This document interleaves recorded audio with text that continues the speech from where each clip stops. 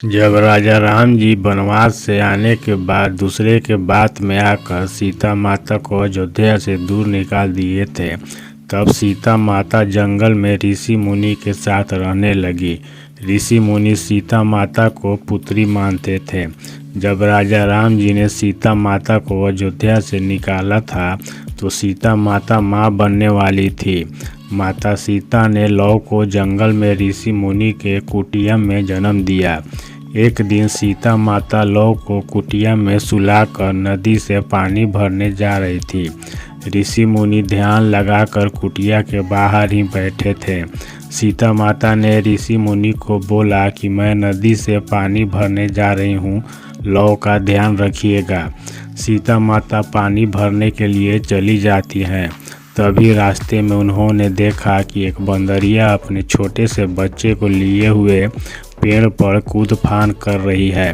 तभी माता को याद आया कि मैं तो लव को कुटिया में सोते हुए छोड़कर आ गई हूँ। ऋषि मुनि को तो बोल के आई हूँ, लेकिन यदि ऋषि मुनि का ध्यान में मगन हो गए और कोई जंगली जानवर लव को लेकर जंगल में भाग गया तो वो आधे रास्ते से दौड़ी दौड़ी आई और ऋषि मुनि को न बताते हुए लव को अपने साथ ले जाती हैं, क्योंकि ऋषि मुनि ध्यान लगाए हुए थे।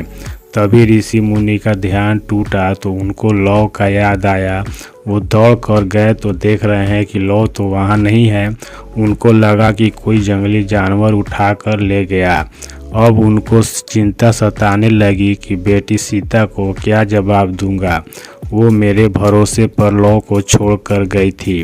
फिर ऋषि मुनि कुटिया में आए और एक कुश निकाले और अपनी शक्ति से बालक बना दिए और उसको चुपके से लव वाला स्थान पर सुला दिए।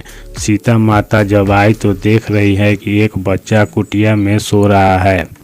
माता सीता ऋषि मुनि से पूछी कि यह बच्चा किसका है।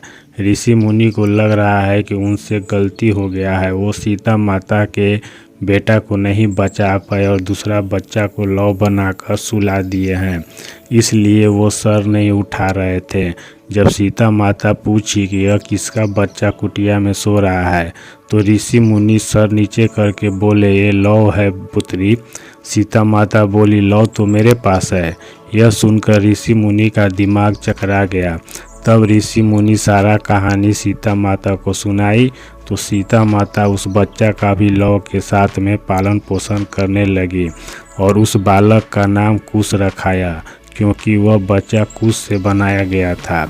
इसीलिए कहानी का शीर्षक है हड़बड़ में गड़बड़ हुआ, गड़बड़ में बच्चा हुआ कब, घर में माँ नहीं थी तब।